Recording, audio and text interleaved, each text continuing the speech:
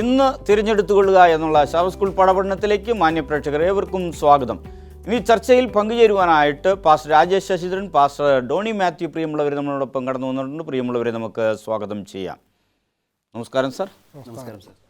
ഇന്ന് തിരഞ്ഞെടുത്തുകൊള്ളുക എന്നുള്ളതായ ഈ പാഠപഠനത്തിൻ്റെ മനഃപ്പാഠവാക്യമായിട്ട് നമുക്ക് ലഭിച്ചിരിക്കുന്നത് യോശുവ 24:15.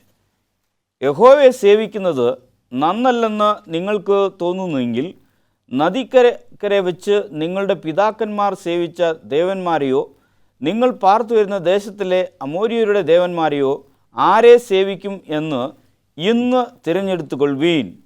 ഞാനും എൻ്റെ കുടുംബവുമോ ഞങ്ങൾ യഹോവയെ സേവിക്കും. വളരെ നല്ലൊരു വാക്യമാണ് ഇവിടെ നാം കാണുന്നത്.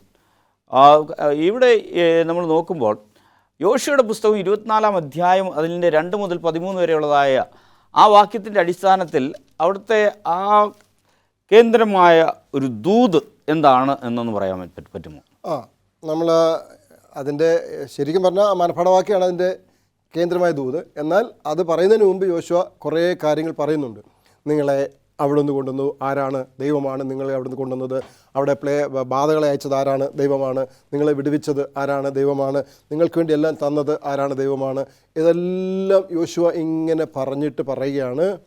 ഇപ്പോഴും നിങ്ങൾക്ക് തോന്നുകയാണ് എന്ത്? ഇതൊന്നും ഈ ദൈവമല്ല നിങ്ങളെ വിടുവിച്ചത്. ഈ ദൈവം നിങ്ങൾ പണ്ട് അക്കരയായിരുന്നപ്പോൾ, മിസ്രൈമിലായിരുന്നപ്പോൾ, അല്ലെങ്കിൽ നദിക്ക് അക്കരെ വെച്ചായിരുന്നപ്പോൾ നിങ്ങളുടെ പിതാക്കന്മാർ സേവിച്ച ദൈവമാണ് നിങ്ങളെ വിടുവിക്കുന്നത് തോന്നുന്നെങ്കിൽ ഇന്ന് നിങ്ങൾ തീരുമാനം എടുത്തുകൊള്ളുവീൻ. ഇന്ന് നിശ്ചയിച്ചു കൊള്ളുവീൻ, അല്ലെങ്കിൽ തിരഞ്ഞെടുത്തുകൊള്ളുവീൻ. ആരെ നിങ്ങൾ സേവിക്കും? ദൈവത്തെയാണോ അതോ ആ വിഗ്രഹങ്ങളെയാണോ, ബാലദൈവങ്ങളെയാണോ എന്ന് ഇന്ന് തിരഞ്ഞെടുത്തു. പക്ഷെ നിങ്ങൾ എന്ത് തിരഞ്ഞെടുത്താലും ഞാനും എൻ്റെ കുടുംബവും ഞങ്ങൾ യഹോവയെ സേവിക്കുക തന്നെ ചെയ്യും. അപ്പോൾ അതുകൊണ്ട് നിങ്ങൾ തിരഞ്ഞെടുക്കണമെന്ന് പറയുന്നത് നിങ്ങൾ വൃഥാവായതിനെ തിരഞ്ഞെടുക്കരുത് എന്നുകൂടി ഒരു സൂചന കൊടുക്കുകയാണ്. നിങ്ങളെ നടത്തിയ ദൈവത്തെ, നിങ്ങൾക്ക് വേണ്ടി ഇതെല്ലാം ചെയ്ത ദൈവത്തെ, നിങ്ങളെ അനുഗ്രഹിച്ച ദൈവത്തെ, യോർദാൻ കടക്കുമെന്ന് നിങ്ങൾക്കൊരു പ്രതീക്ഷ ഉണ്ടായിരുന്നില്ല. ആ സാധാരണ ആർക്കും കടക്കാൻ കഴിയാത്ത യോർദാനെ ഉണങ്ങിയ നിലത്തൂടെ നിങ്ങളെ കടർത്തിവിട്ടത് ദൈവമാണ്. ആ ദൈവത്തെ നിങ്ങൾക്ക് മറക്കാനാണ് താല്പര്യമെങ്കിൽ നിങ്ങൾ മറന്നോളി. ഇനി ഇതിൻ്റെ അപ്പുറത്ത് നിങ്ങൾക്ക് ഇനി എന്താ ചെയ്യാനുള്ളത്? നിങ്ങൾക്ക് വേണ്ടി ചെയ്യേണ്ടതെല്ലാം ദൈവം ചെയ്തിട്ടും ഇനിയും ദൈവത്തെ നിങ്ങൾക്ക് സേവിക്കാൻ മനസ്സില്ലെങ്കിൽ എനിക്ക് നിങ്ങളോടൊന്നും പറയാനില്ല. പക്ഷേ എൻ്റെ തീരുമാനത്തിന് മാറ്റമൊന്നുമില്ല. ഞാൻ ദൈവത്തെ സേവിക്കും, എൻ്റെ കുടുംബവും എന്നോടൊപ്പം ഉണ്ടാകും. ഇതാണ് യോശുവയ്ക്ക് പറയാനുള്ളത്. ഇത് നമുക്ക് ഓരോരുത്തർക്കും പറയാനിടയാവണം. നമ്മൾ ഓരോരുത്തരും പറയേണ്ടതാണ്. നിങ്ങൾ സേവിച്ചാലും സേവിച്ചില്ലെങ്കിലും ഞാൻ ഈ സത്യത്തിൽ നിന്ന് മുമ്പോട്ടോ ഇടത്തോട്ടോ വലത്തോട്ടോ മാറുകയില്ല. ഞാൻ ഈ സത്യത്തിൽ തന്നെ നിലനിൽക്കും. കാരണം ആ സത്യം എന്നെ ജീവിപ്പിക്കുന്ന സത്യമാണ്. വളരെ നല്ലൊരു ആശയമാണ്. ഇവിടെ നമ്മൾ തുടർന്ന് നോക്കുമ്പോൾ ഒരു സംഘടിതമായ ഒരു സഭയെന്ന നിലയിൽ, ഒരു സമൂഹം എന്ന നിലയിൽ, ഒരു സ്ഥാപനം എന്ന നിലയിൽ, കുടുംബം എന്ന നിലയിൽ ഒരു സംഘടിതമായ ഉത്തരവാദിത്വത്തോടു കൂടി ആ കുടുംബത്തിലുള്ളതായ അംഗങ്ങൾ മേൽ നമ്മൾക്ക് എല്ലാവർക്കും എന്താണ് ഒരു പൂർണ്ണ ഉത്തരവാദിത്വം ഉണ്ട് എന്ന് എങ്ങനെയാണ്, അല്ലെങ്കിൽ അവരെ എങ്ങനെ സ്വാധീനിക്കുവാനായിട്ട് സാധിക്കുമെന്നതിനെക്കുറിച്ച് യോശുവയുടെ ആ ജീവിതത്തോടനുബന്ധിച്ച്, ഇസ്രായേൽ ജനങ്ങളുടെ ജീവിതത്തോടനുബന്ധിച്ച് ചില കാര്യങ്ങൾ പറയാൻ സാധിക്കുമോ? ഈ പുസ്തകം, അതായത് ഈ അവസാനത്തെ ചില അധ്യായങ്ങളാണ് നമ്മൾ പരിശോധിക്കുന്നത്. ഇവിടെ ക്ലോസിംഗ് റിമാർക്സ് ആണ്, യോശുവയുടെ ക്ലോസിംഗ് റിമാർക്സ്. അതായത് അദ്ദേഹം ആൾമോസ്റ്റ് ലൈഫ് കഴിയാറായി എന്ന ബോധ്യത്തിലാണ് ജനത്തെ വിളിച്ചുകൂട്ടി അവരോട് വളരെ പ്രധാനപ്പെട്ട ചില കാര്യങ്ങൾ സംസാരിക്കുന്നത്. ഇപ്പോൾ നമ്മൾ ഈ ലോകത്തിൽ വാസ്തവത്തിൽ ഒരു കുടുംബമായാലും സഭയായാലും സ്ഥാപനമായാലും എല്ലാം ഒരു ചട്ടക്കൂടുകൾക്കുള്ളിൽ പണിയപ്പെട്ടവയാണ്. ആ ചട്ടക്കൂടുകൾക്ക് വെളിയിലേക്ക് നാം പോകുവാൻ ശ്രമിച്ചാൽ ആ കുടുംബം തകരും, ആ സ്ഥാപനം തകരും, ആ സമൂഹം തകരും, ആ സഭ തകരും. അപ്പോൾ നാം ആകുന്ന സഭയുടെ ചട്ടക്കൂട് എന്താണ്? ദൈവം നമുക്ക് നൽകിയ വിശ്വസ്തതയുടെ അടയാളങ്ങൾ, ദൈവം നമ്മോട് അരുളി ചെയ്ത ദൈവിക കൽപ്പനകളുടെ ചിന്തകൾ. അപ്പോൾ യോശുവ അവരോട് പറയുന്നത്, ദൈവം നിങ്ങളെ വിളിച്ചു, ദൈവം നിങ്ങളെ വേർതിരിച്ചു, ദൈവം നിങ്ങളെ നടത്തി, ദൈവം നിങ്ങൾക്കായി യുദ്ധം ചെയ്തു, ദൈവം നിങ്ങൾക്ക് വാഗ്ദത്തങ്ങളെ നിവർത്തിച്ചു, ദൈവം നിങ്ങൾക്കായി സകലതും ചെയ്തിരിക്കുന്നു, ദൈവമാണ് സകലതും നിങ്ങൾക്കായി ചെയ്തത്. അപ്പോൾ ആ ദൈവത്തോട് നിങ്ങൾ എന്ത് ചെയ്യുക? വിശ്വസ്തയോടെ ഉത്തരവാദിത്വ ബോധമുള്ളവരായി തീരുക. വിളിച്ച ദൈവം നിങ്ങളോട് വിശ്വസ്തനായിരുന്നു. ആ ഉത്തരവാദിത്വം ദൈവം നിങ്ങളോട് കാണിച്ചുവെങ്കിൽ നിങ്ങളും എന്ത് ചെയ്യുക? ആ ഒരു ചട്ടക്കൂട് ഒരിക്കലും പൊളിക്കരുത്. നമുക്കറിയാം, ഇയ്യോബിൻ്റെ അടുക്കൽ പിശാച് ചെല്ലുന്ന സമയത്ത് പിശാചിന് ഇയ്യോബിനെ തകർക്കുവാനോ അവൻ്റെ കുടുംബത്തിനകത്ത് കയറി അവനെ തുരത്തുവാനോ സാധിക്കാതെ പോയപ്പോൾ അവൻ ദൈവത്തോട് പറയുക, നീ അവന് ചുറ്റും എന്ത് കെട്ടിയിരിക്കുന്നു? ഒരു വേലി, ഒരു ചട്ടക്കൂട്. ദൈവം കൊടുത്ത ആ ചട്ടക്കൂടിനുള്ളിൽ നിന്നുകൊണ്ട് ഇയ്യോബ് ജീവിച്ചപ്പോൾ അവനെ തൊടുവാൻ പിശാചിന് സാധിച്ചില്ല. അപ്പം നാം ആകുന്ന ദൈവജനത്തെ യോശുവയുടെ വാക്കുകൾ ഉദ്ധരിച്ചാൽ ആ ചട്ടക്കൂടുകൾക്കുള്ളിൽ വിശ്വസ്തയോടെ ദൈവത്തെ സേവിച്ചാൽ നമ്മെ ആർക്കും തൊടാൻ സാധിക്കത്തില്ല. നമ്മെ തൊടാൻ സാധിക്കുന്നത് നാം ആ ചട്ടക്കൂടുകളെ പൊളിച്ച് മറ്റു വഴികളിലൂടെ പോകുന്നത് കൊണ്ടാണ്. അത് വളരെ നല്ലൊരു ആൻസറാണ്. ഇവിടെ യോശുവയുടെ പുസ്തകം 24-ാം അധ്യായം 14-15 വാക്യങ്ങളിൽ അവിടെ പ്രധാനമായിട്ട് യോശുവ ജനങ്ങളോട് എന്ത് ചെയ്യണമെന്നാണ് ആവശ്യപ്പെടുന്നത് എന്ന് പറയാൻ പറ്റുമോ? നമ്മൾ മുമ്പേ പറഞ്ഞ മനപ്പാഠവാക്യം അതാണ് ആഹ്വാനം. അതായത് ദൈവത്തെ സേവിക്കണം, ഞാനും എൻ്റെ കുടുംബം യഹോവയെ സേവിക്കും, നിങ്ങളും അങ്ങനെ ചെയ്യുവേൻ. അല്ലെങ്കിൽ നിങ്ങൾക്ക് അങ്ങനെ ദൈവം നല്ലവനല്ലെന്ന് തോന്നുന്നില്ലെങ്കിൽ, ദൈവം നല്ലവനാണെന്ന് തോന്നുന്നെങ്കിൽ തോന്നുന്നില്ലെങ്കിൽ സേവിക്കണ്ട എന്നാണ് പറയുന്നത്. പക്ഷേ ഇത് പറയുന്നതിനൊരു കാരണമുണ്ട്. ഇത് പറയുന്നതിനൊരു കാരണം, ഇവർ യോർദാൻ കടന്ന് ഇപ്പുറത്ത് വന്നിരിക്കുകയാണ്.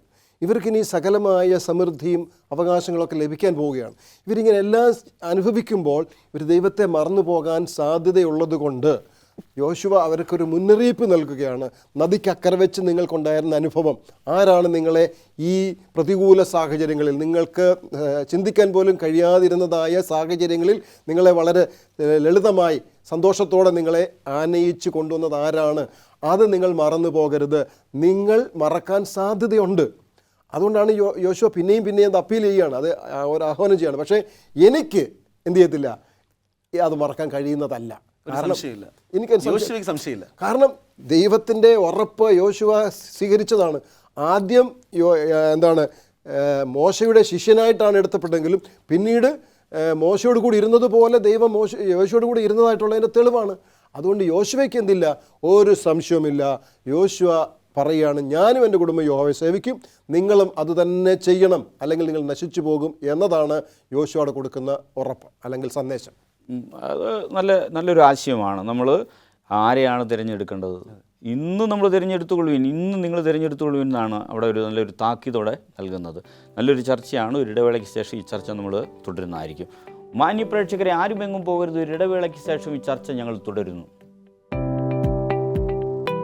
ഇന്ന് തിരഞ്ഞെടുത്തുകൊള്ളുവിൻ എന്നുള്ള ശവസ്കൂൾ പാഠപഠനത്തിലേക്ക് മാന്യപ്രേക്ഷകരെ ഏവർക്കും വീണ്ടും സ്വാഗതം. ഇവിടെ നമ്മൾ നോക്കുമ്പോൾ നമ്മൾ യോശുവയുടെ ഒരു ക്യാരക്ടർ കുറിച്ച് കൂടുതൽ നമ്മൾ പഠിക്കുമ്പോൾ ഒരുപാട് ആശയങ്ങൾ അതിൽ നിന്ന് ഉരുത്തിരിഞ്ഞു വരുന്നതായി, ഒരുപാട് സത്യങ്ങൾ അതിൽ നിന്ന് നമുക്ക് വെളിപ്പെട്ട് വരുന്നതായിട്ട് നമുക്ക് കാണുവാനായിട്ട് കഴിയും. അപ്പം നമ്മുടെ ജീവിതത്തിൽ ദൈവത്തെ ആരാധിക്കുന്നതിൽ നിന്ന്, അല്ലെങ്കിൽ ദൈവത്തെ ഓടുള്ളായ നമ്മുടെയായ ആ ആരാധനയിൽ നിന്ന് പിന്തിരിപ്പിക്കുന്നതായ ഒരുപാട് കാര്യങ്ങൾ, നമ്മളെ അലട്ടുന്ന ഓരോ കാര്യങ്ങളും നമുക്കുണ്ട്. ആ ശ്രദ്ധയെ നമ്മളെ വ്യതിചലിക്കുവാനുള്ള ഒരുപാട് കാര്യങ്ങളുണ്ട്. അതിനെക്കുറിച്ച് പറയാൻ പറ്റുമോ? ദൈവത്തിൽ നിന്നും വ്യതിചലിക്കുവാൻ നമ്മെ പ്രേരിപ്പിക്കുന്ന ധാരാളം ഘടകങ്ങൾ ഇന്ന് ലോകത്തിലുണ്ട്. ലോകത്തിലെന്ന് തന്നെയല്ല, സഭയ്ക്കകത്തും നമ്മുടെ കുടുംബത്തിലും ഒക്കെ ധാരാളം കാണുവാനായിട്ട് സാധിക്കുന്നുണ്ട്. പക്ഷെ നാം അപ്പോഴൊക്കെ ചിന്തിക്കേണ്ടിയത്, നമ്മെ സ്വാധീനിക്കുന്ന നമ്മുടെ കുടുംബത്തിലെയോ നമ്മുടെ സഭയിലെയോ വ്യത്യസ്തമായ ഘടകങ്ങൾ, അനുഭവങ്ങൾ, അവ നമ്മെ സ്വാധീനിക്കുവാനായിട്ട് പിശാച് ദുരുപയോഗം ചെയ്യുന്നു. പലപ്പോഴും നമ്മുടെ വിശ്വാസം കെട്ടിപ്പടുത്തപ്പെട്ടത് ഇപ്രകാരമുള്ള സാഹചര്യങ്ങളോ ദുരന്തങ്ങളോ ഒന്നുമല്ല, മറിച്ച് നമ്മുടെ വിശ്വാസത്തെ കെട്ടിപ്പടുത്തിയിരിക്കുന്നത് ക്രിസ്തുവാകുന്ന അടിസ്ഥാനത്തിന്മേലാണ്. നാം എത്രത്തോളം ദുരന്തപൂർണമായ അനുഭവങ്ങളിലൂടെ കടന്നു പോയാലും ശരി, ഇയ്യോബിനെ കൈവിടാത്ത ദൈവം, ദാനിയേലിനെ കൈവിടാത്ത ദൈവം, ആരൊക്കെ എന്നെ കൈവിട്ടാലും ദൈവം എന്നെ കൈവിടുകയില്ല. ഹാഗാറിനെ കുറിച്ച് നമ്മൾ പരിശോധിച്ചാൽ, ഹാഗാർ മരിച്ചു കളയാം, എൻ്റെ യജമാനത്തിക്ക് ഇനി എന്നെ വേണ്ട എന്ന് ചിന്തിച്ച് ഗർഭിണിയായ ഹാഗാർ എല്ലാം തകർന്നവളെ പോലെ മരിക്കുവാനായി മരുഭൂമിയിലേക്ക് പോയപ്പോൾ അവിടെയും നീ എന്നെ കാണുന്നുവോ യഹോവേ എന്ന് ചോദിച്ച് യഹോവയുടെ കരങ്ങളിലേക്ക് ഹാഗാർ തന്നെ സമർപ്പിക്കുന്നു. ദൈവം നമ്മെ കാണുന്നു, നമ്മെ ഒരിക്കലും ദൈവം കൈവിടുകയില്ല. ദുരന്തപൂർണമായ, ദൈവത്തെ പിൻപറ്റാതെ മാറി നടക്കേണ്ട പല ദുരന്തപൂർവമായ അനുഭവങ്ങൾ നമ്മുടെ സഭയിൽ നമുക്കുണ്ടായാലും ശരി, നാം ചിന്തിക്കുക, മനുഷ്യരിലല്ല നാം നമ്മുടെ വിശ്വാസത്തെ കെട്ടിപ്പടുത്തിയിരിക്കുന്നത്, ക്രിസ്തുവിലാണ്. ആ കർത്താവ് നമ്മെ ഒരിക്കലും കൈവിടില്ല. യോശുവ അങ്ങനെയായിരുന്നു. മറ്റുള്ളവർ ആരൊക്കെ വിശ്വസിച്ചാലും ഇല്ലെങ്കിലും ഞാനും എൻ്റെ കുടുംബവുമോ, അതായിരുന്നു യോശുവയുടെ ഉറപ്പ്. ആര് വിശ്വസിച്ചാലും ഇല്ലെങ്കിലും ഞാനിതാ നിൽക്കും എന്ന് പറയുവാനുള്ളൊരു ധൈര്യം നമുക്കുണ്ടെങ്കിൽ എത്ര നന്നായിരുന്നു. ആ ധൈര്യമാണ് നമുക്ക് വേണ്ടത്.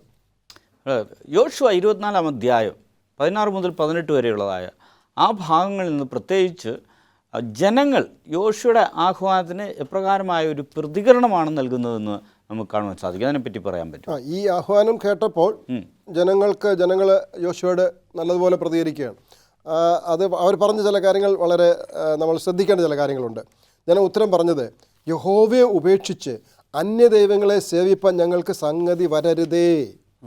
ഞങ്ങളും ഞങ്ങളുടെ പിതാക്കന്മാരെയും അടിമ വീടായ മിസ്രൈം ദേശത്ത് പുറപ്പെടുവിച്ച് ഞങ്ങൾ കാണുക വലിയ അടയാളങ്ങൾ പ്രവർത്തിക്കുകയും ഞങ്ങൾ നടന്ന എല്ലാ വഴികളിലും ഞങ്ങൾ കടന്നു പോകുന്ന സകല ജാതികളുടെ ഇടയിലും ഞങ്ങളെ രക്ഷിക്കുകയും ചെയ്തവൻ ഞങ്ങളുടെ ദൈവമായ യഹോവ തന്നെയല്ലോ. ദേശത്ത് പാർത്തിരുന്ന അമോര്യർ മുതലായ സകല ജാതികളെയും യഹോവ ഞങ്ങളുടെ മുമ്പിൽ നിന്ന് നീക്കിക്കളഞ്ഞു. ആകയാൽ ഞങ്ങളും യഹോവയെ സേവിക്കും, അവനല്ലോ ഞങ്ങളുടെ ദൈവം. അപ്പോൾ അവർ പറഞ്ഞെന്താണ്? യോശുവ പറഞ്ഞു, ഞാനും എൻ്റെ കുടുംബം സേവിക്കും.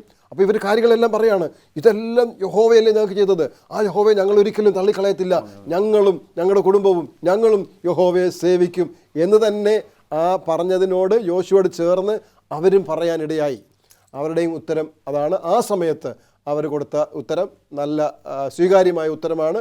പിൽക്കാലത്ത് അവരങ്ങനെ നിന്നും എന്നുള്ളത് പരിശോധിക്കേണ്ട കാര്യമാണ്. അങ്ങനെ ഒരു ഉത്തരം പറച്ചിലേക്ക് അവരെ നയിച്ചത് അചഞ്ചലമായ യോശുവയുടെ വിശ്വാസത്തെ കണ്ടിട്ടാണ്. കാരണം അത് പറയുമ്പോൾ പോലും പല അന്യദേവന്മാരെയും ആരാധിക്കുന്ന ഒരു അനുഭവത്തിലൂടെ പലരും കടന്നു പോവുകയാണ് ആ പാളയത്തിനകത്ത് തന്നെ. അപ്പോൾ അചഞ്ചലമായ യോശുവയുടെ ആ ഉറച്ച നിലപാടും വിശ്വാസവും അവരെ ഇരുത്തി ചിന്തിപ്പിക്കുകയും അങ്ങനെ ഒരു നിലപാടിലേക്ക് വരുവാൻ പ്രേരിപ്പിക്കുകയും ചെയ്തു. യോശുവയെ പോലെയുള്ള കഥാപാത്രങ്ങൾ ഒരു ശരിക്കും അറിവും വിവേകവും ഉള്ളതായ മനുഷ്യരോട് എന്തുകൊണ്ട് വീണ്ടും വീണ്ടും വീണ്ടും ദൈവം ഈ കഥാപാത്രങ്ങളിലൂടെ ദൈവം നമുക്ക് ഈ ശക്തമായ ഉപദേശം, ഈ ആഹ്വാനം വീണ്ടും വീണ്ടും നൽകാനുള്ള കാരണം എന്താണ്? അതായത് പാപത്തിൻ്റെ അപകടങ്ങൾ അത് വളരെ വലുതാണ്. ആ അപകടങ്ങളെക്കുറിച്ച് ദൈവത്തിന് ബോധ്യപ്പെടുത്തുവാൻ വിശ്വസ്തരായവർ എപ്പോഴും ആവശ്യമാണ്. ഒരിക്കലും പാപത്തിൽ ജീവിക്കുന്നവരിലൂടെ പാപത്തെക്കുറിച്ച് ബോധ്യപ്പെടുത്തുവാൻ ദൈവത്തിന് സാധിക്കത്തില്ല. ദൈവത്തിന് സംസാരിപ്പാൻ ഒരു മാധ്യമം ഉണ്ടാകണം. ആ മാധ്യമമായിരുന്നു സത്യത്തിൽ ആ ഭാഗത്തിൽ യോശുവ വിശ്വസ്തനായിരുന്നു. നാം തന്നെയും പാപത്തിൽ ജീവിക്കുമ്പോൾ എങ്ങനെ ദൈവത്തിന് നമ്മിലൂടെ സംസാരിപ്പാൻ സാധിക്കും? ഒരു ശുശ്രൂഷകനായാലും ശരി, ഒരു ആത്മീയ നേതാവായാലും ശരി, പാപത്തിൽ നാം ജീവിക്കുന്നുവെങ്കിൽ ദൈവത്തിന് നമ്മിലൂടെ ആ പാപത്തെക്കുറിച്ച് ചൂണ്ടിക്കാണിക്കുവാൻ ഒരിക്കലും സാധ്യമല്ല. പാപം എന്നത് ദൈവം വെറുക്കുന്ന ഒരു വസ്തുതയാണ്. ആ പാപത്തെ നാം വെറുക്കാത്തോടത്തോളം കാലം അത് നമുക്കൊരിക്കലും തെറ്റാണെന്ന് തോന്നുകയേയില്ല.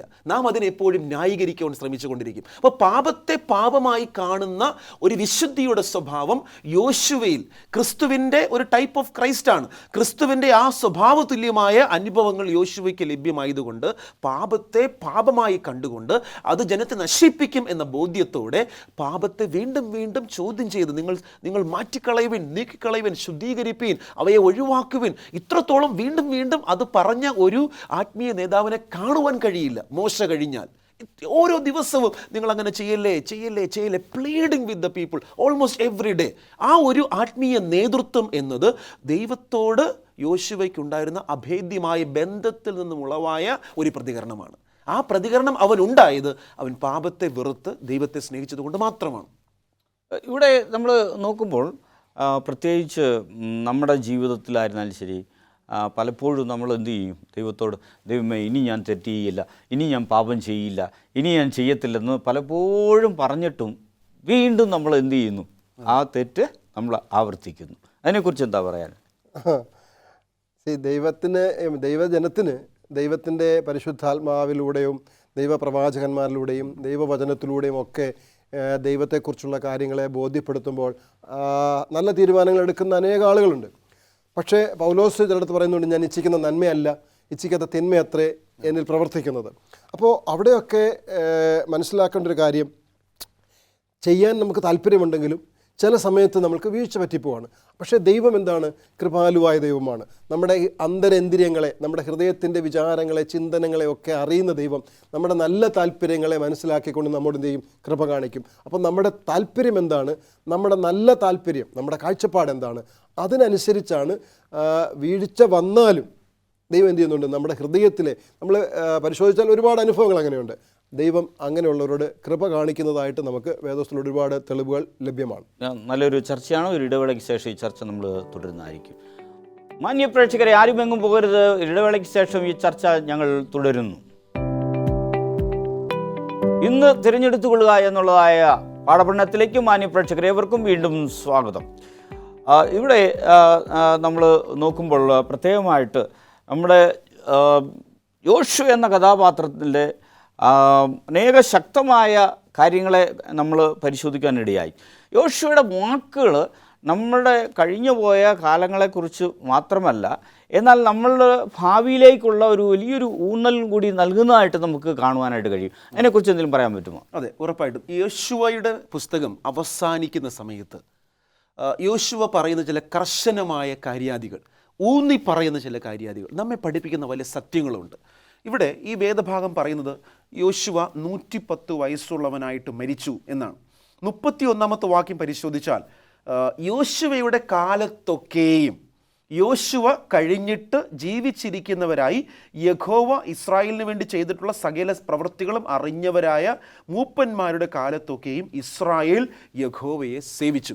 അപ്പോൾ യോശുവയുടെ കാലത്തൊക്കെയും യോശുവയെ അറിഞ്ഞ് ദൈവം ചെയ്ത പ്രവൃത്തികളെ കണ്ടറിഞ്ഞ് മനസ്സിലാക്കി ജീവിച്ചു പോകുന്ന മൂപ്പന്മാരുടെ കാലത്തൊക്കെയും ഇസ്രായേൽ ദൈവത്തെ പിൻപറ്റി ദൈവത്തെ സേവിച്ചു എന്നാണ്. ആ കാലം കഴിഞ്ഞപ്പോഴോ വീണ്ടും അവർ തിരിച്ചു മടങ്ങി അന്യദൈവങ്ങളെ ആരാധിപ്പാൻ പോയി. അപ്പോൾ ശക്തന്മാരായ നേതാക്കന്മാരുടെ സ്വാധീനം ജനത്തിന്മേൽ എത്ര വലുതാണ് എന്ന് ഈ ഭാഗം നമ്മെ പഠിപ്പിക്കുന്നു. ശക്തമായ നിലപാടുകൾ നമുക്കില്ലാത്തത് കൊണ്ടാണ് ജനം വഴിതെറ്റിപ്പോകുന്നത്. അതായത് ഏലിയാവിനെ പോലെ, എലീശയെപ്പോലെ, ദാനിയേൽ പ്രവാചകനെ പോലെ, യോശുവയും മോശയൊക്കെ പോലെ ശക്തമായ നിലപാടുകൾ കൈക്കൊള്ളുവാൻ ധൈര്യമില്ലാത്ത, അല്ലെങ്കിൽ പലർക്കും ജനക്കൂട്ടത്തെ ഭയമാണ്. നമ്മുടെ സ്വാധീനം നഷ്ടപ്പെട്ടു പോകുമോ, ജനം ഞങ്ങളെ കൈവിട്ട് കളയുമോ, ദൈവത്തെ ഭയമില്ല, ജനത്തെ ഭയപ്പെടുന്ന ഒരു ചുറ്റുപാട്. അപ്പം ശക്തമായ നേതൃത്വത്തിൻ്റെ അഭാവമാണ് ഇന്ന് വലിയൊരു പരിധിവരെ ജനത്തെ അഴിഞ്ഞാട്ടമുള്ളവരായി, അല്ലെങ്കിൽ കൽപ്പനാ ലംഘികളായി, ലൗകികന്മാരായി ജീവിപ്പാൻ ഒരു പ്രധാനപ്പെട്ട കാരണം അവർ പോകുന്ന വഴിയിലൂടെ പോകുവാൻ നേതൃത്വം അവരെ അഴിച്ചു വിട്ടിരിക്കുന്നു. എന്നാൽ യോശുവ അങ്ങനെ ആയിരുന്നില്ല. യോശുവ ശക്തമായ നിലപാടുകൾ സ്വീകരിച്ചു, ദൈവത്തിൻ്റെ വഴികളിലേക്ക് അവരെ മടക്കി വരുത്തുമാറാക്കി. അതുകൊണ്ടാണ് യോശുവയുടെ കാലത്തൊക്കെയും, യോശുവയുടെ ഇടപെടലുകളെക്കുറിച്ച് വ്യക്തമായി ബോധ്യമുള്ള മൂപ്പന്മാരുടെ കാലത്തൊക്കെയും ദൈവത്തിൻ്റെ ജനം ദൈവത്തെ സേവിച്ചു. കഴിഞ്ഞപ്പോഴോ അവർ വീണ്ടും പഴയതുപോലെ. എന്ന് പറഞ്ഞാൽ എന്താണ് അർത്ഥം? നാം ആകുന്ന ദൈവത്തിൻ്റെ ശുശ്രൂഷകന്മാർ, നേതാക്കന്മാർ, വിശ്വാസികൾ ശക്തമായ നിലപാടുകൾ കൈക്കൊള്ളുവാൻ വിളിക്കപ്പെട്ടവരാണ്. നാമും ലോകവും തമ്മിൽ ഒരു വ്യത്യാസമുണ്ട്. ആ വ്യത്യാസം വ്യക്തമായി ദൈവം വരച്ചു വെച്ചിരിക്കുന്നു. ആ വ്യത്യാസത്തെ കളഞ്ഞ് ലോകത്തോട് ഇണചേരുന്ന സ്വഭാവത്തെ നമ്മൾ അവസാനിപ്പിച്ച് നിലപാടുകളിൽ കർക്കശത, പൗലോസിനെ പോലെയും യേശുക്രിസ്തുവിനെ പോലെയും ഒക്കെ നിലനിൽക്കുവാനുള്ള ധൈര്യം നാം പ്രകടിപ്പിച്ചാൽ ഉറപ്പായും ദൈവത്തിൻ്റെ സഭയെ ദൈവം നയിക്കുക തന്നെ ചെയ്യും. എന്ന് വെച്ചാൽ നമ്മുടെ നേതാക്കന്മാർ മാതൃകാ പുരുഷന്മാരെ മാറേണ്ടതുണ്ട്. ശക്തമായ നിലപാടെന്ന് പറഞ്ഞാൽ മറ്റുള്ളവർക്ക് പിൻപറ്റാൻ, ഇപ്പോൾ യോശുവയെ പിൻപറ്റിയ പോലെ പിൻപറ്റാൻ കൊള്ളുന്ന മാതൃകയുള്ള നിലപാടുകളുള്ള നേതൃത്വം ഉണ്ടെങ്കിൽ സഭയും ആ രീതിക്ക് പോകും എന്നാണ് നമ്മൾ ഓർമ്മിക്കുന്നത്. 2 തീമോഥെയോസ് 4:7 അപ്പോസ്തലനായ പൗലോസിനെ പോലെ തന്നെ യോശുവ ഒരു നല്ല ഒരു പോർപൊരുതി, ഒരു പോരാട്ടം അവിടെ തീർത്തിരിക്കുന്നതായിട്ട്, ഒരു ഓട്ടം തികച്ചിരിക്കുന്ന ഒരു കഥാപാത്രമായിട്ട് നമുക്ക് കാണുവാനായിട്ട് കഴിയും. അതിനെക്കുറിച്ച് പറയുക. യോശുവയെ സംബന്ധിച്ച്, യോശുവയും അതാണല്ലോ യോശുവ 24-ാം അധ്യായത്തിൽ പറഞ്ഞത്, നിങ്ങൾ ഇതൊക്കെ കണ്ടില്ലേ, ഞാനിതെല്ലാം കണ്ടു, ദൈവം എന്നെ നടത്തിയത്, എന്നോടുകൂടി പറഞ്ഞ വാഗ്ദത്തത്തിൻ്റെ ഉറപ്പ്, ഞാൻ നിങ്ങളെ അവിടെ നിന്ന് കൊണ്ടുവന്ന് യോർദാനെ ഇപ്പുറത്ത് നിങ്ങളെ കൊണ്ടുവരാമെന്ന് പറഞ്ഞത് കൊണ്ടുവന്നു. അപ്പോൾ സഭ ഞാൻ ഞാൻ നല്ല പോർ പൊരുതു, അല്ലേ, ഞാൻ നല്ല പോർ പൊരുതു. യോശുവയ്ക്കും ഒട്ടും കുറവുണ്ടായിരുന്നില്ല ഈ പോരാട്ടം. അത് യോശുവയും കൃത്യമായി നിർവഹിച്ചു. അപ്പോൾ പൗലോസിനെ പോലെ യോശുവയ്ക്കും ഉറപ്പുണ്ട്. എന്താണ്? ഞാൻ ദൈവത്തോട് വിശ്വസ്തനായി നിലനിന്നു. അതുകൊണ്ട് പൗലോസ് പറഞ്ഞതുപോലെ നീതിയുടെ കിരീടം എനിക്ക് ദൈവം വെച്ചിട്ടുണ്ട്. അതാണ് പൗലോസും പറഞ്ഞത്. ഞാൻ എന്ത് ചെയ്തു? നല്ല പോർ പൊരുതു. എന്തിനു വേണ്ടി? എൻ്റെ വിശ്വാസത്തെ ത്യജിച്ച് കളയാതിരിക്കാൻ. ആ വിശ്വാസത്തിൽ നിലനിൽക്കുന്നതിന് എനിക്ക് സാഹചര്യങ്ങളെ എന്നെ അലട്ടുന്ന, എന്നെ നിരന്തരം യുദ്ധം ചെയ്യിപ്പിക്കുന്ന ഒരുപാട് സാഹചര്യമുണ്ടായി. അവിടെയൊക്കെ ഞാൻ ക്രിസ്തുവിനെ മുൻനിർത്തിക്കൊണ്ട്, ക്രിസ്തുവിനെ മാത്രം കണ്ടുകൊണ്ട് എനിക്ക് പ്രശംസിക്കാൻ വേറെ ഒന്നുമില്ല, ഞാൻ ക്രിസ്തുവിൽ മാത്രം പ്രശംസിക്കുന്നു എന്ന് പറഞ്ഞുകൊണ്ട് ഈ യുദ്ധത്തെ, ഈ പോരാട്ടത്തെ അതിജീവിച്ചത് യോശുവയും അതുതന്നെയാണ് ചെയ്തത്. ദൈവം എന്നോട് കൂടെയുണ്ട്, നീ ഭയപ്പെടേണ്ട, ഉറപ്പും ധൈര്യമുള്ളവനായിരിപ്പീൻ എന്ന വാഗ്ദത്തത്തെ യോശുവ മുറുകെ പിടിച്ചുകൊണ്ട് അവസാനം വരെ ആ യുദ്ധസേവ ചെയ്തു. പൗലോസും അത് അങ്ങനെ തന്നെ ചെയ്തു. അപ്പോൾ ഒരു കണക്കിന് നമുക്ക് വേണമെങ്കിൽ ഒരു പൗലോസിൻ്റെ ഒരു പ്രതീകമായിരുന്നു യോശുവ എന്ന് വേണമെങ്കിൽ പറയാം. രണ്ടുപേരും കൃത്യമായി ദൈവത്തിന് വേണ്ടി, ദൈവത്തിൻ്റെ നാമത്തിന് വേണ്ടി, ആ നിയമത്തെ അനുസരിക്കുന്നതിന് വേണ്ടി തങ്ങളിലുണ്ടായിരുന്ന എല്ലാ പരീക്ഷണങ്ങളെയും അതിജീവിക്കുവാൻ ശക്തമായി പ്രവർത്തിച്ച ഒരു നേതാവാണ് യോശുവയും. അതേപോലെ പ്രവർത്തിച്ച ഒരു നേതാവാണ് പൗലോസും. നമുക്കൊക്കെ മാതൃകാപരമായി സ്വീകരിക്കാവുന്ന, പിൻപറ്റാൻ പറ്റുന്ന ഒരു നേതാവാണ്. അതുകൊണ്ടാണ് പൗലോസ് പറഞ്ഞത്, നീതിയുടെ കിരീടം എനിക്ക് മാത്രമല്ല, എന്നെപ്പോലെ അവങ്കിൽ പ്രത്യാശ വെച്ച് ഈ വിശ്വാസത്തിൽ പോരാട്ടം വരുമ്പോൾ അതിനെ തിരിച്ചു കളയാതെ അതിനോട് പോരാടി, ആരാണ് കൊണ്ടുവരുന്നത്? പിശാചാണ് കൊണ്ടുവരുന്നത്. ആ പിശാചിനോട് പോരാടി നിന്ന് നിങ്ങളുടെ വേല ചെയ്യുമെങ്കിൽ, നിങ്ങളുടെ ഓട്ടം നിങ്ങൾ തികയ്ക്കുമെങ്കിൽ നിങ്ങൾക്കും നമുക്ക് ഒരുമിച്ച് ആ കിരീടം പ്രാപിക്കാൻ കഴിയും എന്നുള്ളതാണ് പൗലോസ് നമുക്ക് തന്നിരിക്കുന്ന വാഗ്ദത്തം. യോശുവ തന്നെ ഏൽപ്പിച്ച ഉത്തരവാദിത്വം നിറവേറ്റി, നമ്മളിൽ ഏൽപ്പിക്കുന്ന ഉത്തരവാദിത്വം നിറവേറ്റുവാൻ നമ്മളും ആ യോശുവയെയും ആ പൗലോസിനെയും ക്രിസ്തുവിനെയും പിൻപറ്റുമെങ്കിൽ നിശ്ചയമായും ജനങ്ങൾ നമ്മളെ പിൻപറ്റും. നമ്മളെ പിൻപറ്റുന്നതിനാൽ നമ്മളിലൂടെ ക്രിസ്തുവിനെ പിൻപറ്റും. അങ്ങനെ ക്രിസ്തുവിനെ പിൻപറ്റിക്കൊണ്ട് രണ്ടാമത് യേശു ക്രിസ്തു വരുമ്പോൾ അവനോടൊപ്പം ചേർക്കപ്പെടുന്ന വിശ്വസ്തന്മാരുടെ കൂട്ടത്തിൽ എണ്ണപ്പെടുവാൻ നമ്മൾ ഓരോരുത്തരും നമ്മളെ തന്നെ താഴ്ത്തി സമർപ്പിക്കുവാനാണ് ഈ പുസ്തകം നമ്മളെ ഓർമ്മിപ്പിക്കുന്നത് എന്നാണ് ഞാൻ വിചാരിക്കുന്നത്. ഇവിടെ നമ്മൾ നോക്കുമ്പോൾ നമ്മുടെ ഭാവിയിലേക്ക് നമ്മൾ മുന്നോട്ട് പോകുവാനായിട്ട് അനേക പ്രാക്ടിക്കലായിട്ട് പ്രായോഗിക തലത്തിൽ നമ്മൾ പല കാര്യങ്ങൾ നമ്മൾ അഭ്യസിക്കേണ്ടതായ ഉണ്ട്. നമ്മളുടെ ശ്രദ്ധ വേദപഠനത്തിൽ, നമ്മുടെ ശ്രദ്ധ യേശുവിൻ്റെ വരവിന്, നമ്മുടെ ശ്രദ്ധ സഭയെ പണിയുന്നതിന്, നമ്മുടെ ശ്രദ്ധ ആത്മാക്കളെ ഒരുക്കുന്നതിന്, നമ്മുടെ ശ്രദ്ധ ഈ എല്ലാ ജനതയെയും യേശുവിൻ്റെ വരവിന് വേണ്ടി ഒരുക്കുക എന്നുള്ള ആ ലക്ഷ്യത്തോടുകൂടി നമ്മൾ പ്രവർത്തിക്കേണ്ടതാണ്. യോശുവയുടെ കഥാപാത്രം ശക്തമായ ഒരു കഥാപാത്രമാണ്. അനേക കാര്യങ്ങൾ നമ്മളോട് പഠിക്കുകയുണ്ടായി. നമ്മൾ പാസ്റ്റർ രാജേഷുമായിട്ട് ഒരു വാക്ക് പ്രാർത്ഥിക്കാം. മഹാപരിശുദ്ധനും ഞങ്ങൾ ഏറ്റവും ആഴമായി അതിവാത്സല്യമായി സ്നേഹിക്കുകയും ചെയ്യുന്ന ഞങ്ങളുടെ ദൈവമേ, സ്വർഗീയ പിതാവേ, വിശ്വസ്തത അതെത്രത്തോളം വലുതാണ് എന്ന് യോശുവയുടെ കഥ ഞങ്ങളെ പഠിപ്പിച്ചതിനാൽ തിരുനാമത്തിന് സ്തോത്രം. വിശ്വസ്തരായവരിലൂടെ ദൈവത്തിന് അത്ഭുതങ്ങളെ ഈ ലോകത്തിൽ പ്രവർത്തിപ്പാൻ കഴിയും. ഞങ്ങളും അപ്രകാരം ഈ കഥകളുടെ പഠനത്തിലൂടെ വിശ്വസ്തരായി ദൈവത്തെ സേവിപ്പാൻ, യേശുവിൻ്റെ വരവിനെ ത്വരിതപ്പെടുത്തുവാൻ, അനേകർക്ക് മാതൃകയായി നിൽക്കുവാൻ അവിടുന്ന് ഞങ്ങളെ ശക്തിപ്പെടുത്തണമേ, സഹായിക്കണമേ. പാപത്തെ വെറുത്ത് പാപികളെ സ്നേഹിച്ച് യേശു ക്രിസ്തുവിൻ്റെ വരവിന് വേണ്ടി തയ്യാറെടുപ്പ് നടത്തുവാൻ ഞങ്ങളെല്ലാവരും ഇടയാക്കണം. പ്രാർത്ഥന കേട്ട കൃപയ്ക്കായി സ്തോത്രം. യേശുവിൻ്റെ നാമത്തിൽ പ്രാർത്ഥിക്കുന്നു. കേൾക്കുമാറാകണമേ. ആമേൻ. ഇത്രയും നേരം സ്റ്റുഡിയോയിൽ കടന്നു വന്നു നല്ല ആശയങ്ങൾ പങ്കുവച്ച കർത്തൃദാസന്മാർക്ക് പ്രത്യേകമായ നന്ദി അർപ്പിച്ചുകൊള്ളുന്നു. മന്യപ്രേക്ഷകരെ, വളരെ ഗൗരവമേറിയ വിഷയങ്ങളാണ് നമ്മളിവിടെ ചർച്ച ചെയ്തത്. യോശുവയെക്കുറിച്ച് അനേക കാര്യങ്ങൾ മനസ്സിലാക്കുവാനായിട്ട് ദൈവം സഹായിച്ചു. യോശുവയെ പോലുള്ള മാതൃകാപരമായ ജീവിതം നയിക്കുവാൻ ദൈവം നമ്മളെ സഹായിക്കട്ടെ. നന്ദി, നമസ്കാരം.